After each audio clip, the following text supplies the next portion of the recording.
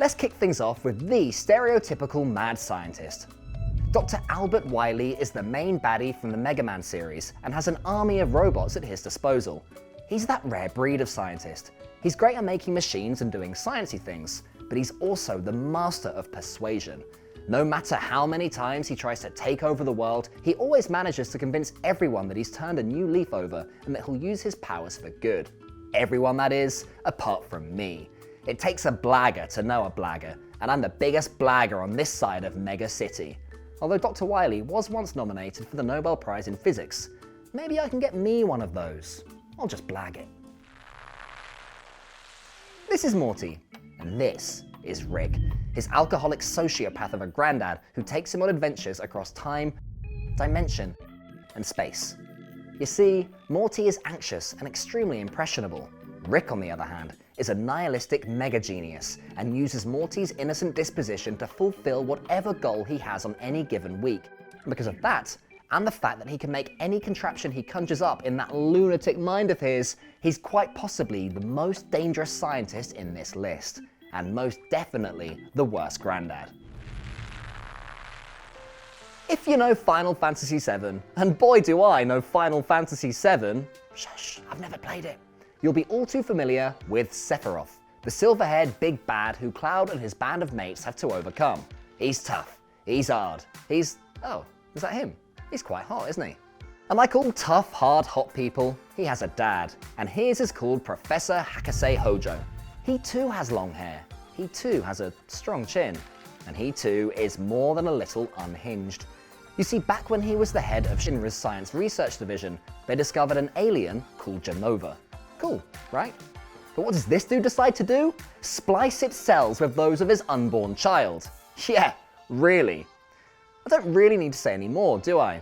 I've always wanted a dad. But if it's anything like this one, I think I'm better off without. Brian Fury. The Magician. Abomination. What do they all have in common? Yep, they're all from great games, but they're also all inspired by Frankenstein's monster. The original big green fella has been scaring people for over 200 years, way before your Green Giants or Incredible Hulks. But I'm not here to talk about him. I want to talk about the madman who made him, Dr. Victor Frankenstein. It's a tale as old as time, a great thinker searching for truth, scientific development, to bring us a better world.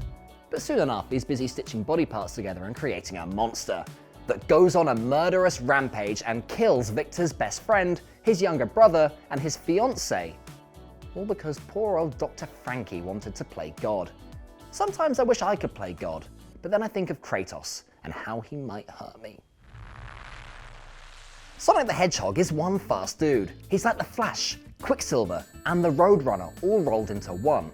So it would take a suitably rapid being to be his nemesis, right? Not really.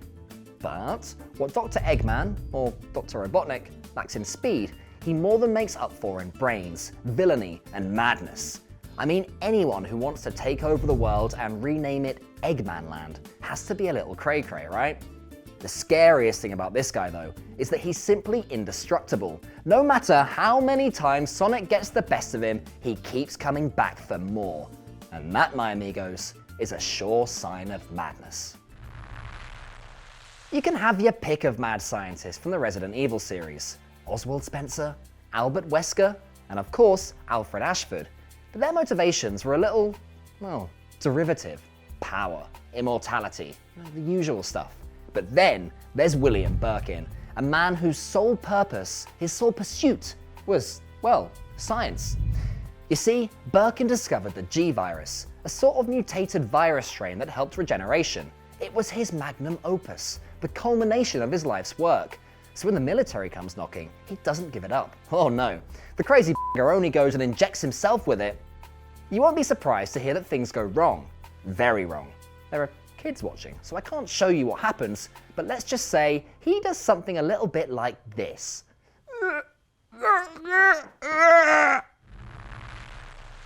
The Spider-Verse is chock full of scientists. There's Norman Osborn, aka the Green Goblin, Kurt Connors, aka Lizard, and Peter Parker, also known as, bloody Spider-Man.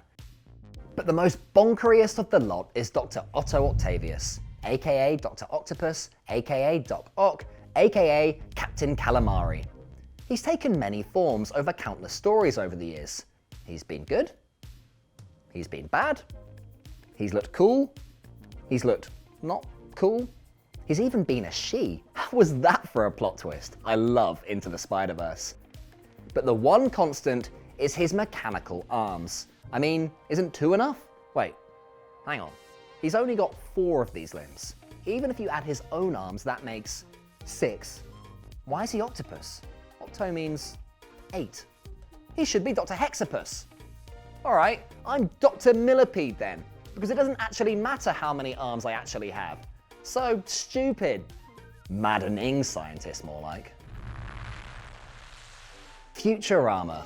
The madman behind it is, of course, Matt Groening. But its mad scientist is Professor Hubert Farnsworth, the CEO of Planet Express and a descendant of one Philip J. Fry.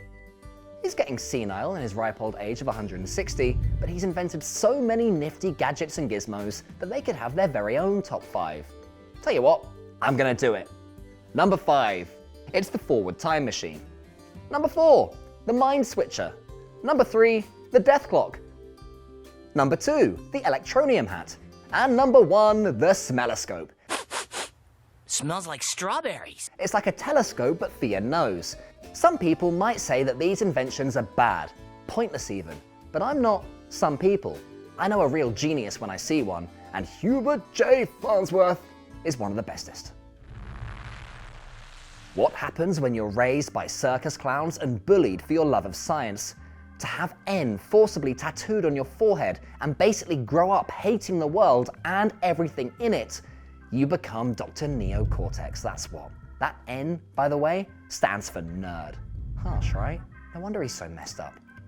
Cortex would go on to enroll at Madame Amberley's Academy of Evil and set in motion his plans for world domination. To help him achieve that rather uninspired goal, he uses the Evolve Array to evolve animals into super soldiers. But in practice, it leads to the creation of his arch nemesis Crash Bandicoot. But you know what? I feel for Neo Cortex. He's the personification of what happens when you treat others badly. If someone had just taken the time to give him some love when he was younger, maybe he would have turned into a better human being. And again, if that happened, we'd have no Crash. God, that's a dilemma, isn't it? It's time for the numero uno. We've seen some pretty crazy scientists so far, and to be honest, the top dog is probably the least loco of the lot, but he's my favourite, and unlike most in this list, he's not evil. I bring you Dr. Emmett Brown, the glue that holds all the Back to the Future movies together. His invention is simple enough. It's a time-traveling DeLorean. Are you telling me that you built a time machine out of a DeLorean? But where he's a little, shall we say, eccentric, is all the rest of the stuff. Let's just go through it, shall we?